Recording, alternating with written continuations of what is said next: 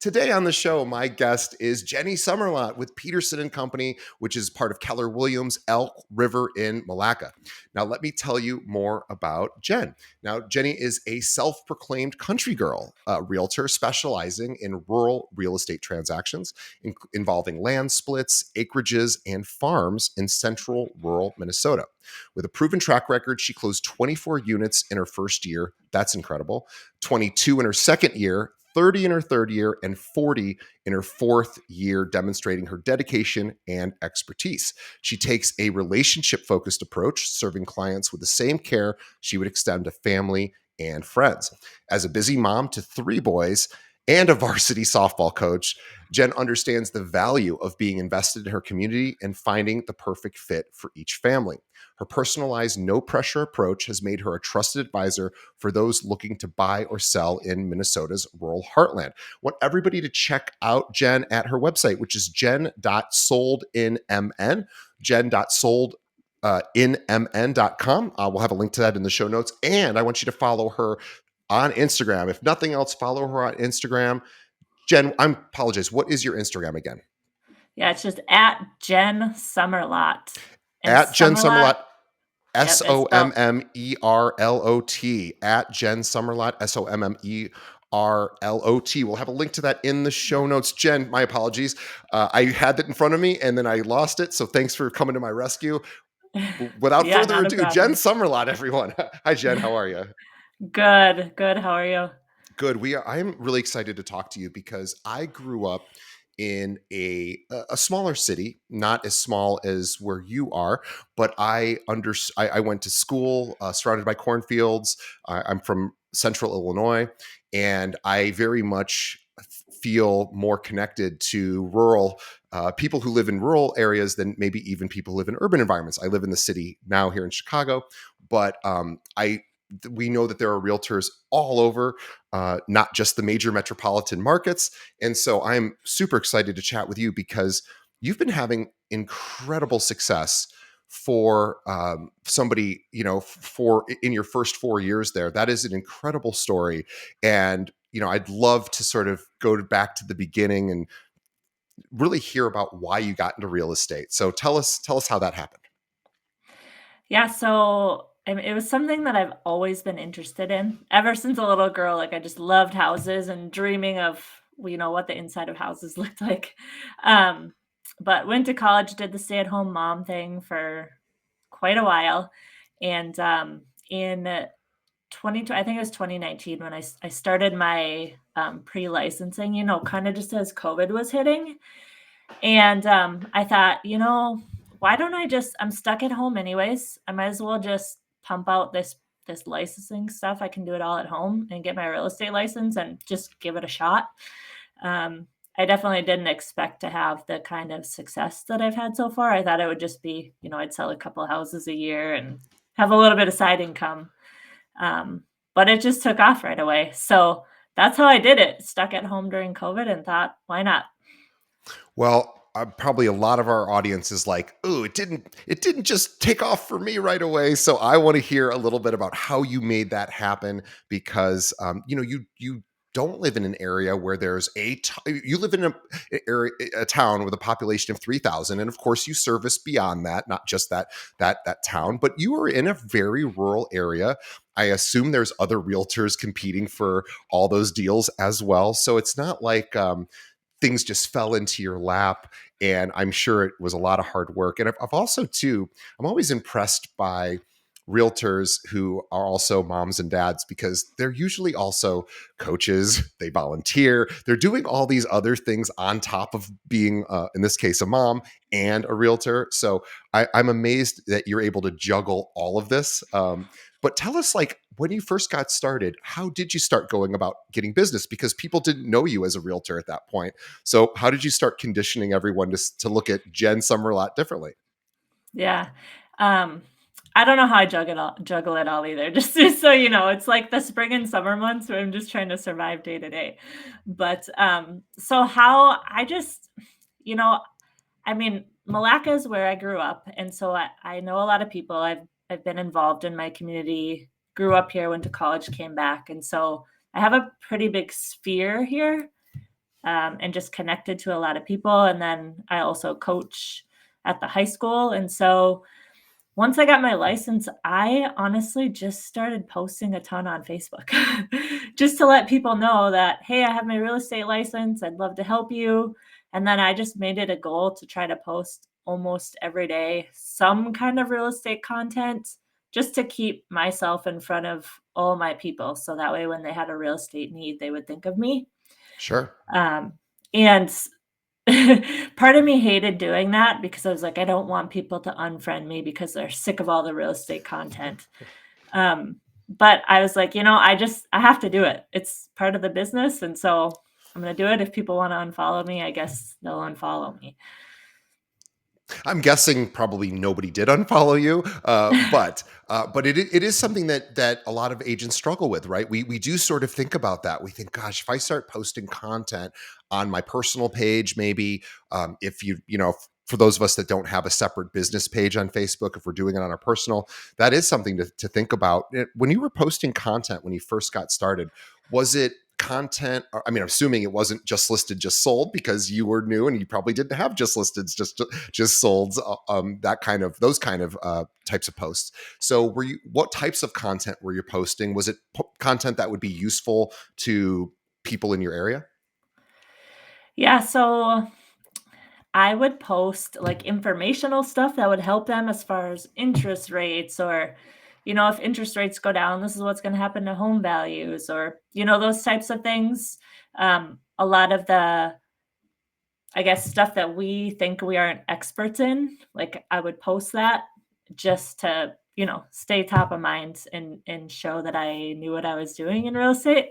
One of the other things that I did for a while that I've kind of gotten away from, I should get back to, is just like Friday Find. So I would just post a deal that I thought was a good deal, Oh, whether that was in that's my cool. area or whatever.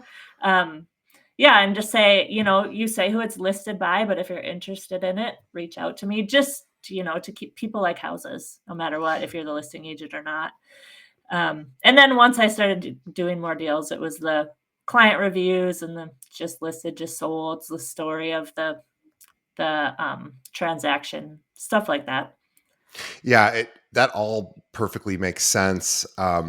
And I want to talk about today's market because you had some great success in your first 4 years, and you're continuing to have success. As you've sort of progressed through your career, what are some of the ways that you think, or what are some of the things you do that maybe separate you from, and you don't have to mention names, of course, but maybe other competition? What are you doing differently than the competition? Yeah, so I do feel like I have an opportunity in my little rural market town because a lot of the agents here are just part of the smaller brokerages and they don't focus a lot on um, just bettering themselves as real estate agents. And that's why I chose the brokerage that I chose, because I knew that I wanted to really learn how to be a professional in the business. So I think a lot of it is just operating at a professional level so that the people in my sphere and my clients really just trust me and buy into what I'm saying right away. Um, and not that there's anything wrong with, operating at a little bit more casual level, but that's not how I wanted to present myself as a real estate agent. So I think that's probably the biggest thing. And then also just being connected to the community. I mean, everyone wants to work with someone that they know, like, and trust. And if they already know that you do it, like you've won them over. You don't have to sell yourself. Yeah, I agree, and I also curious too. You coach softball at the local high school, and I would love to know how. Now, again, I'm sure you're not doing that for business purposes. You're doing that for the love of the sport, and because you have a passion for it. And were you a former softball player as well? Yeah, I was. Yeah, but I played in high school and college, and it's my outlet. It's just the thing that I love. I get to get away from real estate for a while, even though I don't. You can ask my girls; they'll be like, "Are you talking to a client again?" Or you're coaching. you know, I'm out on the base coaching and I'm like responding to this stuff and the girls are like, "Coach." So it's kind of funny, but they get it. And I'm So curious too, like, has it, and again, you're in a smaller community, so you're right. Everybody knows everything about everybody. At least that's how it felt growing up in the community I grew up with. Is everybody knows, and you're really visible in your community, not just because of real estate, but because you do a lot with the the girls on the softball team. Has that actually translated, just sort of by way of people knowing that you're a realtor? Has that actually translated into deals just because of the softball thing? yeah, yeah, I actually just closed one yesterday. One of the softball girls, the moms, she referred me. It was just a family friend, and so yeah, I closed them yesterday, and I'm starting to see now as some of these girls that I've coached for 10 years are getting older. Now I'm actually starting to see the fruit of that a little bit more. Sure. Um, it wasn't immediate, but yeah, I'm starting to see the fruit of that more, which is pretty fun. It's fun to see it kind of start to, come to fruition now this year. So, One of the responses, so when we have guests on the show, just speaking to the audience here, we ask them a few questions just to help sort of prompt us for the interview. And Jen had a really unique response to sort of, what do you want to talk about today? And I liked her response because I think it's completely accurate. And she basically said, everyone's looking for the magic formula or the magic bullet that is going to help them become go viral, or just skyrocket their business. And Jen's like, I've never really had that. And that's not really, like, I don't know about that stuff. She's like, I know about doing repeatable daily tasks. I know about having routines. I know about discipline. And of course, a lot of that, I imagine, gets helps get installed. And you were an athlete. So, and you still are an athlete. So this idea of discipline and being on a team and being coachable, I'm assuming those skills transfer pretty nicely into real estate. yeah, they for sure do. They for sure do. It's funny. The real estate team that I'm on, I don't know if it's just a personality thing or what it is, but all the agents on our team are either current or former athletes. And I think it is a lot of that mindset stuff where we've it's ingrained in us to follow this routine. And now it's more like it's a lead generation routine. It's get up and work out and take care of myself and get my kids to school and then the lead generation and the follow-ups and all that stuff. But it's just the day in and day out grind that you don't want to do, but you just do it. Well, I always I said to I was talking to my girlfriend Natalie last night, and I said, I don't want to ever do push-ups, because who wants to do push-ups?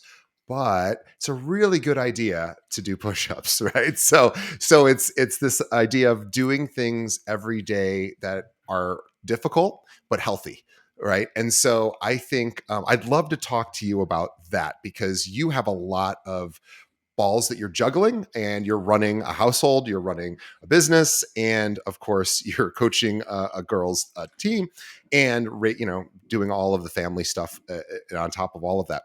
So how do you do it all? Walk us through your routine. People love to hear, like, when do you get up, when do you start working, if you don't mind sharing that. Yeah, I'm a little bit crazy because I actually really love to work out. It's like my me time. It's what keeps me sane. And so I'm usually up sometime between 4:30 and 5. I know your face. You're like, My what? my jaw just dropped open at hearing 4:30. I'm like, I know there's a 4:30. I've never seen it, but I've heard there's a 4:30. I'm sorry, go ahead. Yeah, so but realistically, that's the time that I have to. I get up, so I have my workout time, which is an hour, hour and a half, and then I come back home, get myself and then my kids ready for school, get them out the door, and then I usually have a little bit of wiggle room, if I'm not going into the office that day, if I'm just working from home, where I will do the household tasks. So laundry, cleaning, get supper ready, and then 9 o'clock every day, along with my team, we log into lead generation, whether we're together in the office or we're, on the Zoom meet in front of each other. And that's just holding each other accountable to the lead generation, the different types of lead generation that we enjoy.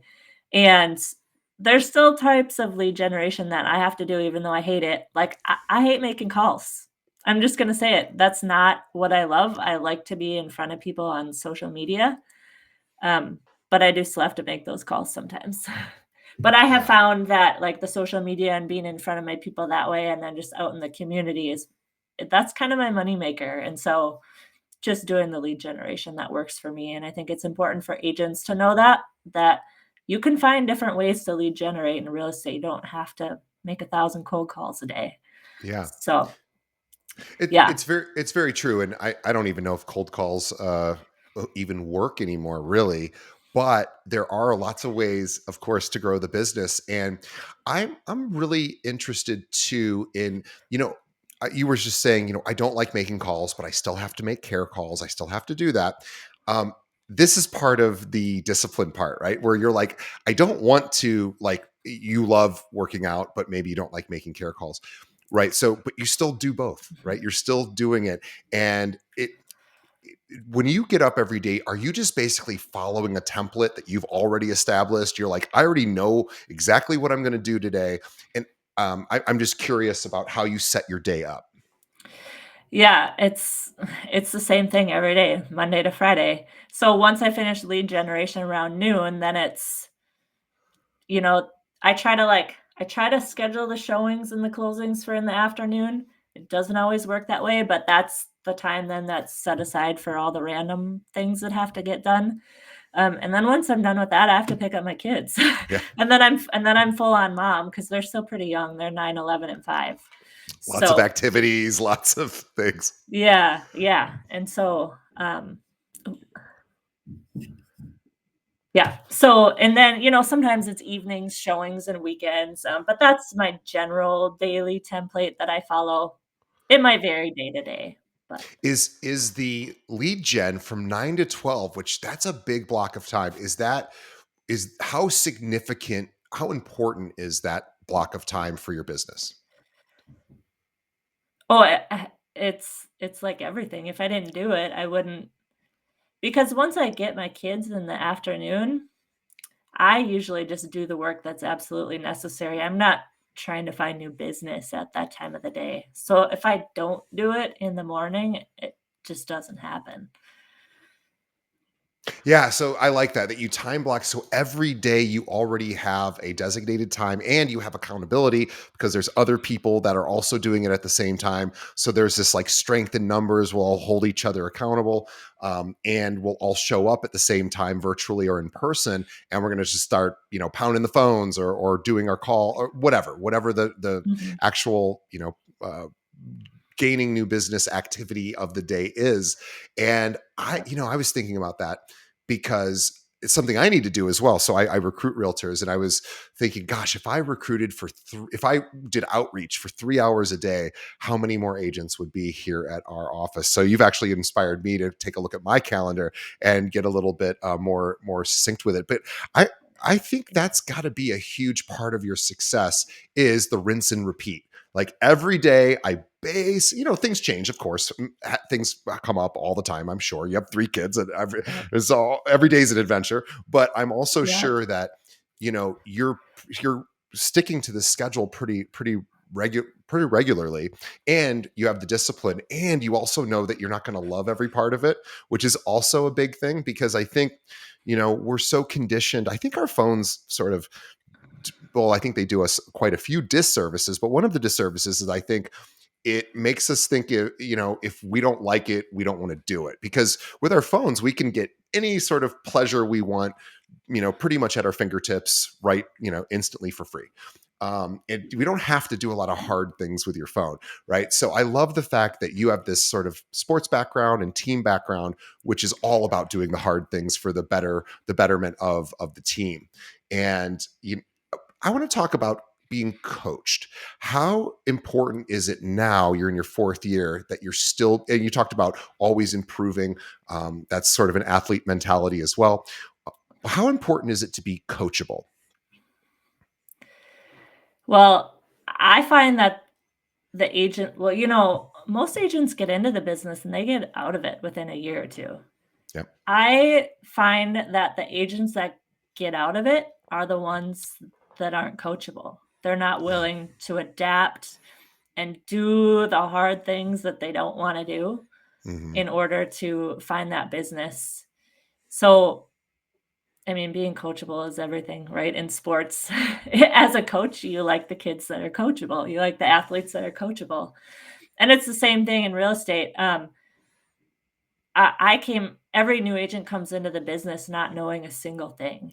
The stuff that we learn in those classes does not prepare us for selling real estate. And so I wanted to surround myself with people, agents who have been in the business for several years who I could really learn from and become as good as them and be coached by them. And so I would encourage new agents, if you don't have that, like, you need to find it, especially if you're struggling to find business.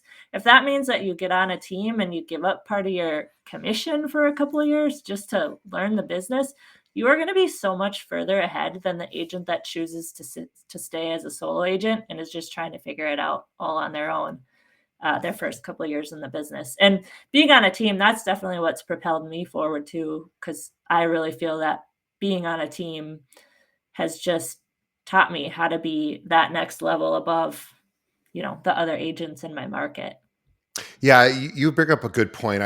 There's some expression, and I'm going to butcher it a bit, but it's something like your life is the average of the five people closest to you, their lives. So Yeah. some amalgamation of the people closest to you. You're kind of a reflection of that, and basically is Yeah. what you just said. And I think that's really important to have a mastermind group. You have one, and not only do you have one, you have one with similar sort of interests. You have a athlete group, and athletes have a certain mentality. They have certain just ways of thinking that non-athletes don't have. And so I think that's probably really cool too, because not only are you around people that are looking to get better, but these are people that are like you. So it's like these are your tribe. You guys get each Mhm. other. And I think Yeah. that's also another big thing is getting on, if you're looking for a team, is finding a team that really has a similar sort of style, or maybe it makes sense to get a team that's totally different. I guess there's all sorts of different ways to do it, but I like the idea. I think the sense of feeling like this is my group is really nice, because you sort of understand each other a little bit, and you can support each other more effectively, because you've all been through, in this case, sort of the athletic world, and how Mhm. how significant that is for your life. Um, I would also like to talk a little bit about sort of so. Actually, I wanted to share a story. So you just reminded me of something. So I grew up in a smaller town, not as small as yours, as I mentioned. But before I started this podcast, we had like 100 agents here at our firm, and I thought, oh, I know somebody sister. I know the sister of somebody who's one of the top agents in my hometown. So called up the sister and I said, hey, can I interview your brother? This is before I had a show. I just want to ask him how he got to be successful. And he was closing a home every 3 days. That was his thing. And these were not high priced homes. These were like $150,000 homes on average. But he was doing, Mhm. 100 plus a year. He's making a really nice income. He was one of the top agents in the city. I said, how did you get to that level? And he goes, I get in every day, just exactly what you said. I come in every day at 7 or 8 o'clock. I'm the first one here. I see everyone else show up about 11, 10, 11. They kind of file in, have coffee. They're not really working. He's like, I shut my door. I prospect till noon, exactly what you said. And then I go about my day. He's like, he goes, that's the secret of my success. And I said, well, there's more to it than that. He goes, not really. He's like, that's pretty much it. And I Yeah. said, yeah, that makes sense, because I always love this this sort of really simple statement, which is, if you want to double your business and you don't want to double your skills, then just double your prospecting. Because if you just double your prospecting and you never get better as a realtor, you will absolutely double your sales. You should also get better as a realtor, of course. But if all you do is double your prospecting, you'll basically double your business. So anyway, sorry to sort of Yeah. jump all over your interview here, but it just reminded me No, of no, you're of good. some things. Jen, I also want to talk about being visible in your market, because you are in a small market where, of course, everyone sees everything we talked about. is does it feel like pressure for you to always do you feel a sense of pressure to always be professional out in the when you're coaching softball or when you're grocery shopping? Is there a sense of like I am always people are always observing, and does that ever come into your mind about how to act around sort of the public? A little bit, yeah. Um, and at the same time, I wanna be myself. Like, Yeah. I don't go out looking like a scrub either, but, like, and that's part of being involved in the community too, and coaching is, like, that is who I am, and I wanna attract the clients who wanna work with me because they know me and they like me, and that I felt that pressure the first couple of years in business that I had to, like, mold myself to this person and then to that person, um, but I found that I attracted some business that I was not fun, and now after being in the business a couple years, I've just taken the pressure off myself, and I'm not pressing as hard to convince people to work with me. I'm just being myself and showing up online in the community, and those people are naturally just coming to me because, I think people like authenticity. They do. They absolutely do. And you're in a community which has limited opportunity because there's just not as many people there. So I want to talk about buyers specifically because we believe most markets would say it's a seller's market right now, and there's lots of buyers out there who are struggling. So can you give us any tips or suggestions about what you've been doing with buyers currently just to help get deals closed? Yeah, so, I mean, I'll try to keep it short. So it's kinda interesting interesting because my business the past 3 years up until this year has been more listing heavy, but this past year, it's been about 50-50 buyers, sellers, so that means I've had about 20 buyers, 20 sellers, and none of my buyers have lost out in multiple offers this year. And I think it's just due to some intentionality in from the first time that I talked to those buyers, um, setting up a buyer consultation meeting with them. So that's what I do. Um, Talk to them, get them connected with the lender. We don't even talk price point or location until I can connect them with the lender and sit down with them and go over all the things that I need to go over with them in that buyer consultation. So that'll last an hour and a half to 2 hours, and I'm just unloading a ton of information on them, making sure that they're pre-approved. We go over the buyer presentation just to set them up for, the expectations of what to expect, talk about the market in their area, how long houses are sitting on the market, if they're sitting or not. If something is listed at 350 doesn't necessarily mean it's going to sell at 350. You may have to pay $10,000 more than the list price. And I talk about different buyer tools that we may use to get their offer accepted. So, you know, if we're going to ask for seller paid closing costs or not, if we're going to do escalation clause, just all those things, the different types of inspections. One of the probably the biggest thing that has gotten my buyers' offers accepted this year is not necessarily them being the highest offer, it's being the most flexible offer. Um, Can you speak more about that? yeah, so I will always, always call the listing agent. If you are a real estate agent out there and you're not calling the listing agent and just building that good rapport right away, that might be why your buyer's offers aren't getting accepted. So definitely make that call. And so I just say, hey, my buyers really loved your listing at 123 Main Street. We have the opportunity to be a little bit flexible. What what exactly are your sellers looking for that you can share with me? And so I I will love ask, that. Well, I'm yeah. gonna pause it. We're gonna pause that for a second because what you said is a very very powerful phrase, and there's a presupposition in there. So what you said is, "Hey, my buyers are interested. What can you tell me from your seller? What are you willing to share with me to help get this deal closed?" Is essentially what you said. It didn't say, "Can you share with me?" You said, "What are you willing to share with me?" Which presupposes there is information to give you. And it's also an authentic, an honest question.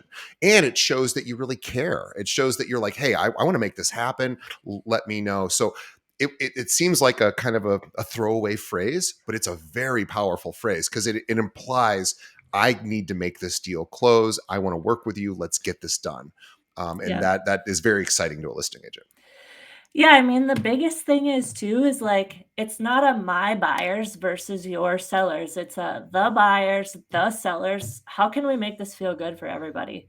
Like I think Hmm. sometimes agents take representing their client to the extreme where it's like It's a we battle. gotta be Yeah. mean to each other, and that's not it. It's making it a win-win for everybody, so that's a really important call, and some of this stuff these are all things that I talk about in that buyer meeting just to really set the expectation for the buyers of ways that it might work to be a little bit more flexible to get your offer accepted. So one of those big things is, letting the seller stay in the house a couple days after closing, do the delayed closing. Because sometimes it's tricky to line up closings from the buying and the selling. So that's been a huge one. When I make that call to the listing agent, I also ask them, or I make sure to let them know that my buyers are pre-approved with my preferred lender. He's awesome. Would you like a call from him after we submit our offer? Ooh, I love that. Yeah. I know I appreciate that as a listing agent. I want to know if these buyers have a good lender. And I want to know that the lender is going to pick up the phone on the evenings and weekends. And so that's a big thing too that I talk to the buyers about is let's not get pre-approved with Wells Fargo. Let's get pre-approved with a lender who doesn't clock in and clock out. Um, yeah, so that's a big one. In that buyer meeting, I also go through the purchase agreement. What does that look like? Um, and then we have that commission conversation. So that's that. Is that a new add-on because of the NAR settlement, or were you always having the commission question, or has that been the? Yeah, yeah, it's a new add-on. So the question that I ask the buyers, because I know everyone hears things differently from the news, is I say, "What do you know about how I'm gonna get paid to represent you?" Oh, I like that. That's a really smart question because then you can reset that expectation or correct any misunderstanding. And I would assume the public really doesn't really understand it anyway. But go ahead and yeah, I'd Yeah, love to say more. yeah, so, I get all kinds of different answers. "Well, we heard we have to pay you now," or, "I don't know anything about it."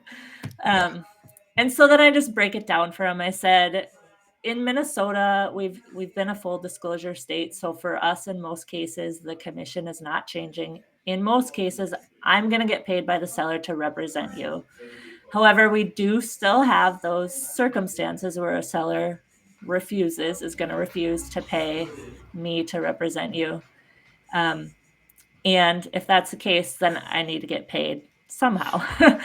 And so then I talk about how, either we're going to have to maybe offer more than what the sellers are asking for to make up the difference in that commission, or you guys are going to have to come out of pocket. And um, then we talk about the different commission structures. So we actually have different levels of commissions on our team. I love that. So different levels of service based on different commission structures. Yep. Yep. So we go over that. Most people are going to pick the standard, the lowest, which is what any buyer's agent, the kind of service that they would provide anyway. But we do have a few higher levels of that with, we have an ISA that our team has that will call around to off-market properties or just some of the above and beyond things that a lot of agents don't don't have access to because they're not paying for an ISA. Sure. Those types of things. So then most times people are going to choose the lowest commission. And so we sign the commission agreement and I let them know, I say, when you guys represent me, just so you know, my job is to get you the best deal, and hopefully get the seller to pay my commission. And so my goal is to get them to pay all of it, but they might not. So you may need to pay some of it, all of it, or none at all. But at the end of the day, my job is to get you the best deal possible. Does that sound good to you? So then they sign, they choose their tiered commission, and then they know, then they have that expectation set up front. So, sometimes What? you have a buyer that finds a for sale by owner. And if you don't Yeah. have that, so yeah. So it's been helpful. I've actually upped my buyer's agent commission with this new stuff. So, Yeah, well, now you can justify a little bit more of all the activities that you're doing, and you can list them out, and it's just a bit more, um, you know, visible, I guess. So I love that, and what I'm really hearing from you throughout your entire process working with clients is setting expectation and what we would call like coping ahead, like basically saying, here's how this thing works. Let me go through some examples of some homes that were in your price range that have sold recently in the area. Let's look at what they listed for. Let's look at what they sold for. Let's talk about how the process works. Obviously, you're having the commission question as well, which we're required to do now. And you're basically just saying this is the process. And I was thinking too, like, if you when you start having that commission question, if somebody says, well, I don't remember writing a check last time I bought a home to my realtor, right? Something like that. I'm sure you have an answer for that as well, which is like, well, you were always really paying commissions. You just didn't see it. They were built into the price. Really, yeah. nothing's changed. It's just the way that the money gets to me is a little has just shifted, but it's all coming out of the same pot essentially. So Yep. have you run into any resistance from buyers on the commission piece of it?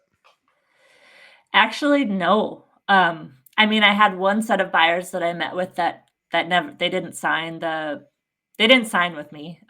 They talked to another agent. So that would probably be the only resistance, but all my other ones, I've actually really appreciated this disclosure now that we have because I just have to set the expectation up front. They have to sign the buyer rep before Hmm. I can show them a home, and so it makes it easier for me. I like it Hmm. because, it's law now, like, we gotta do this. Sorry, guys, like, so, yeah, I like it. I suspect your secret sauce, at least initially, is having those 1.5 to 2 hour long buyer consultations. It really just setting the stage. And it's not so much of a why Jen Sommerlot is the greatest agent in the area, although I'm sure you do say, here's what I've accomplished. I think it's a lot of this is how it works. This is what you'll experience along the way. Here's how we'll deal with it. And I will tell you, it seems simple, but it is a very powerful, in my opinion, very powerful strategy because all along the home buying and selling process, there are ups and downs, right? In every transaction, or just about, there's something that Mhm, goes wrong, there's something that goes unexpected, and it gets stressful and it gets, scary, or you get angry, or, people, it's just what happens. And I love the fact that you're basically saying ahead of time, there's going to be things that happen along the way. Here's what we're going to do to confront that. And you're basically just setting the stage so when those events happen, whether they're expected or unexpected, you've already primed your client for this. I don't think most realtors do that. I don't think most realtors say, here's the process going. I mean, I think they go, great. What do you want to buy? Okay, cool. Let's go look at some homes. Well, I think most realtors do that just fine. But this idea of really mhm. prepping the person for all the other stuff, the really hard stuff that's coming, I wonder if that is your secret sauce. Yeah, I think it sets you up as a professional, and they trust you right away. They buy in because if you're going through the purchase agreement and all this stuff, most buyers are so overwhelmed and Yeah, they're like, "Wow, we need you to help us." right. And so it's almost a bit of that first meeting overwhelm too, to let them see what I'm gonna bring to the table to represent them. And then, yeah, I don't set them up on the search or talk about any of that until they've signed the buyer representation. Very smart. I have a question. So once you work with a client and the transaction concludes, so we'll say, a successful transaction, what are you doing to stay top of mind to those previous clients so that when they, maybe that they'll obviously hopefully talk about you to people they know, but also that they'll use you again. So how are you staying in touch after the sale? Yeah, so I try to add all of them to my socials because I feel like that's one of the best ways, especially if they're younger. I shouldn't say that. There's a lot of the older generation that uses that now too. But so I try to add them to my socials so that it's more that friend to friend. communication, seeing me on the social media a little bit more relaxed. But we have the smart plans set up. So our clients get set up on smart plans that are they're follow-ups. So, a week after closing, call and see how it's going in the house or whatever.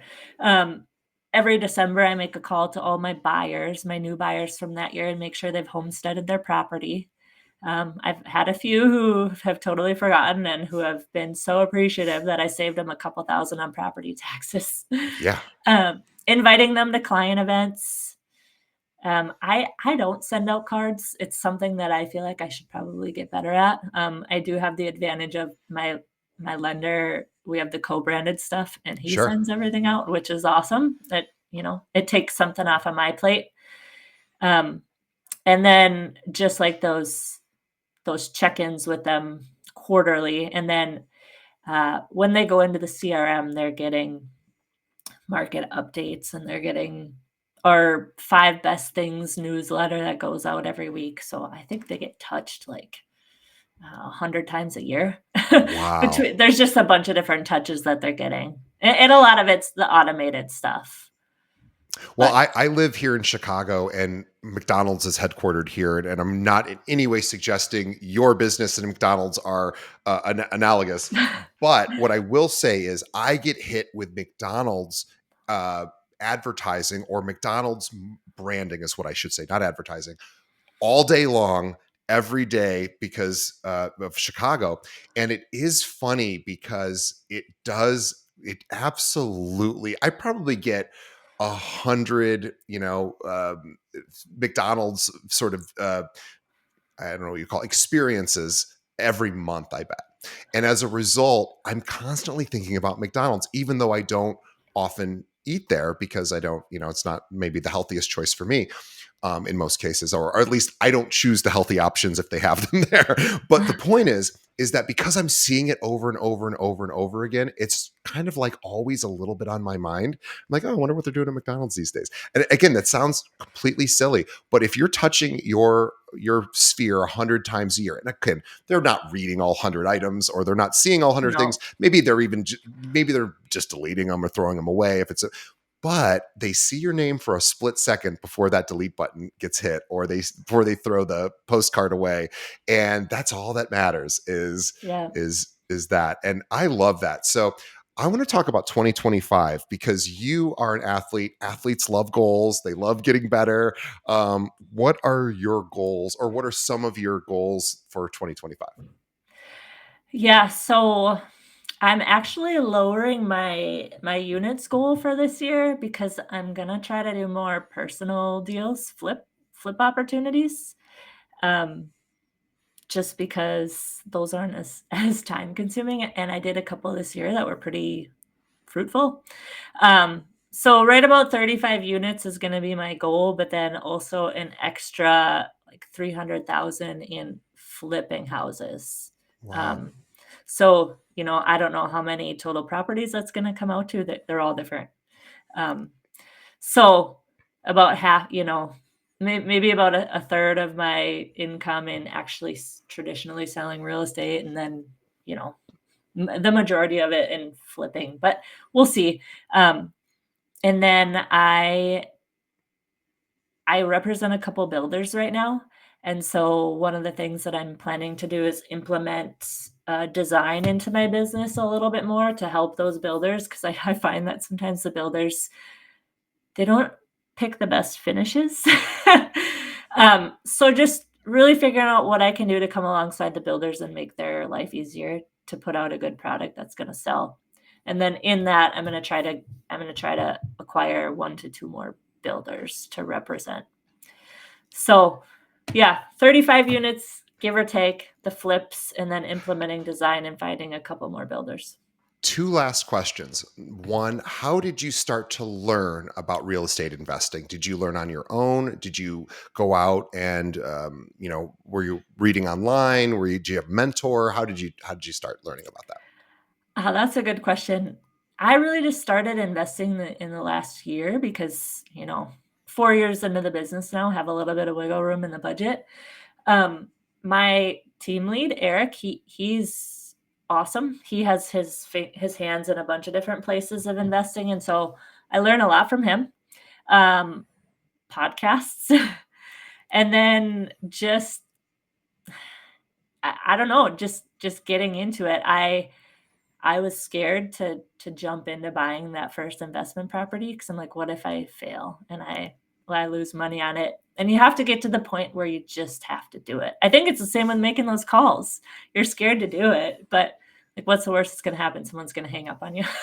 Yeah. So, And um what's the worst that's going to happen in a flip? You lose money. Well, okay, that's not the end of the world, right? Like it could be if you make a Mhm. really poor decision, but Yeah, it's the fear of failure. That's what I love about athletes. Athletes are like, well, if it fails, I'll just try something else. Like you're used to failing. yeah. Failing's no big deal to you. Yeah, I mean, failing's what makes you better, right? Yeah. So, you have to learn from the failures, and I feel like that's how I've gotten better in the business too, is I've had some big failures, but those have made me a better agent because I've learned that my clients want me to lead them as a professional. I kinda started out a little timid and I wasn't leading my clients, and I'm like, "They're hiring me because 'cause I'm the professional and they want me to lead them." So, yeah, use those failures as a learning opportunity for sure. I agree. And just because nobody is perfect and our audience loves to know that you're actually human, what are you struggling with in your business right now? What is not going as well as you would like it to? And you can work on that obviously this year. Yeah, man, I find that selling houses right now, being the listing agent, is just giving me a lot of challenges, because, I don't know about other markets, but currently in Minnesota, we always experience a little bit of a slowdown in the winter months, right? But, um, houses that you think are gonna sell right away aren't, and houses Hmm. that you think are gonna sit on the market are going, like, in a week or 2, and so I actually had, like, $29,000 in GCI fall apart 2 weeks ago Oh, because of a low appraisal. I was representing both sides.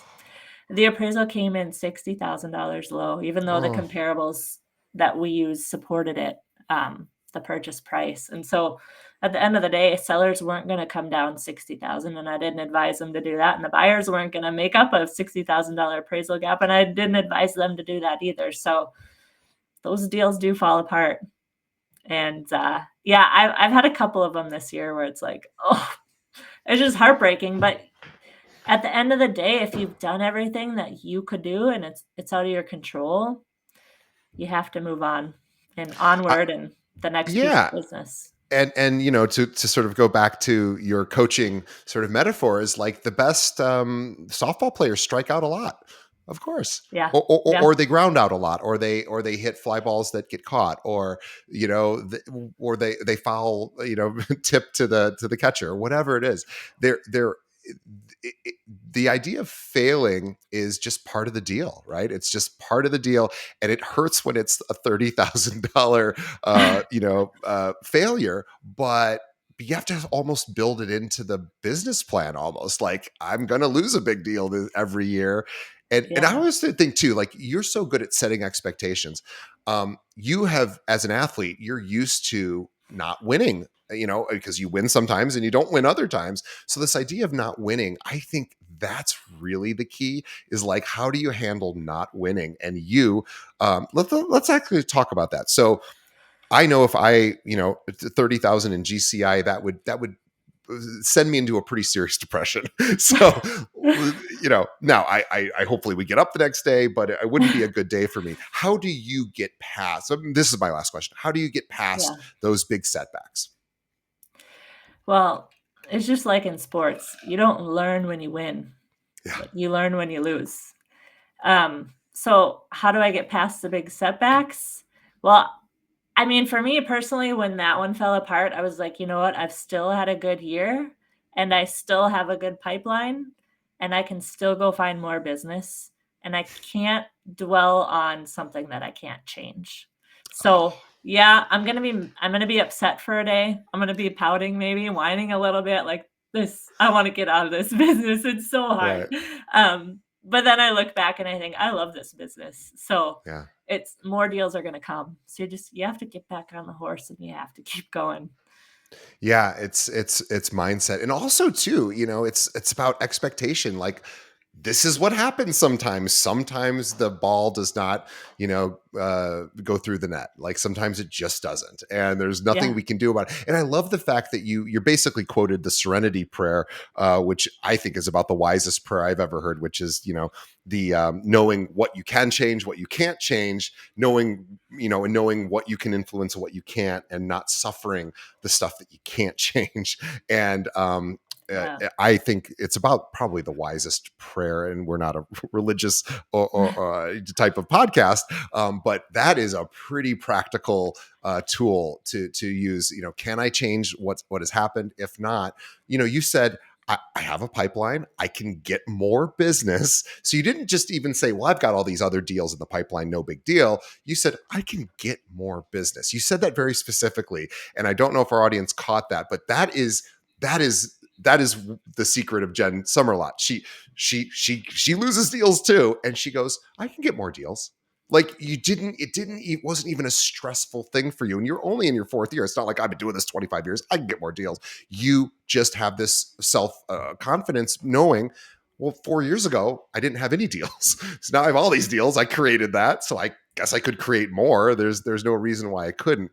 And I love Yeah, that mentality. I think that mindset is such a great mentality, because it just means, okay, I can go, I have to go do some more push-ups, I guess. I have to do some more push-ups that'll get me more deals, whatever that version of a push-up is.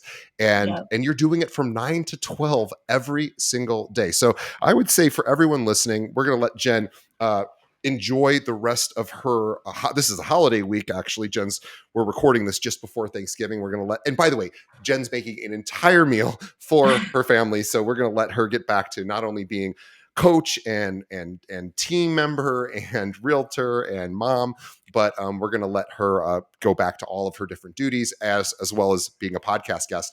But Jen, what I wanted to really, as I was listening to you talk, it sounds like structure, discipline, prospecting, and just kind of being really intentional. Like, make your life very intentional. Choose what you do, choose these things. And then when things happen to you that are unfavorable, which happens to all of us, you are still choosing, you're still making other choices to continue on the path, right? So I think mhm, this idea of intentionally making choices is something that, maybe comes naturally or to you because you've been in sports for so long. But a lot of us, we just let life happen to us, right? Life happens. Like we lose a deal, and it's like, oh, I was hoping for that, which yeah. happens. It happens to Jen too. Yeah, it happens to you, and Oh, we it still does, can. yeah. Yeah, of course, and we can move forward, because again, we can remind ourselves, before this industry, I didn't have any deals, right? So I love that, Jen. I love talking to athletes because they tend to be not as much talkers as doers. And I think you are in that same group. You're just a doer. You just like put the blinders on, put me to work, get me in the gym of real estate, and I will work out, and I will come out, and I will be a little bit stronger. And that's how I see you. It's clearly how you've been building your business, and you already have your 2025 goals set up. You know what you're doing.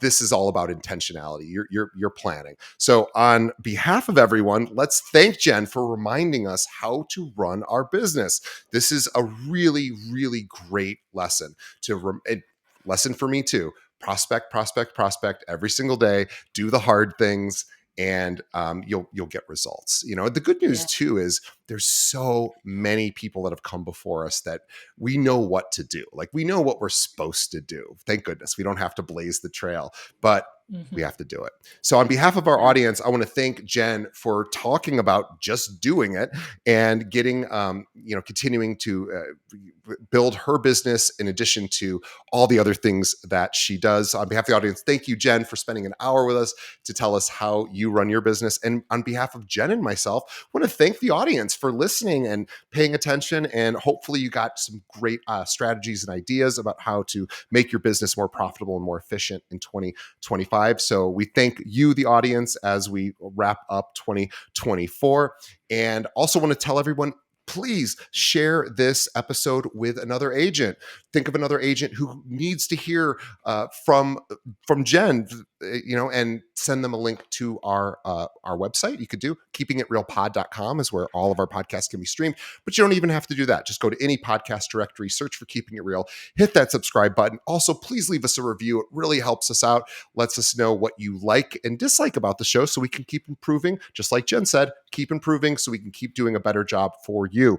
All right. Well, on behalf of Jen and myself, thank everybody for making it to the end of the episode.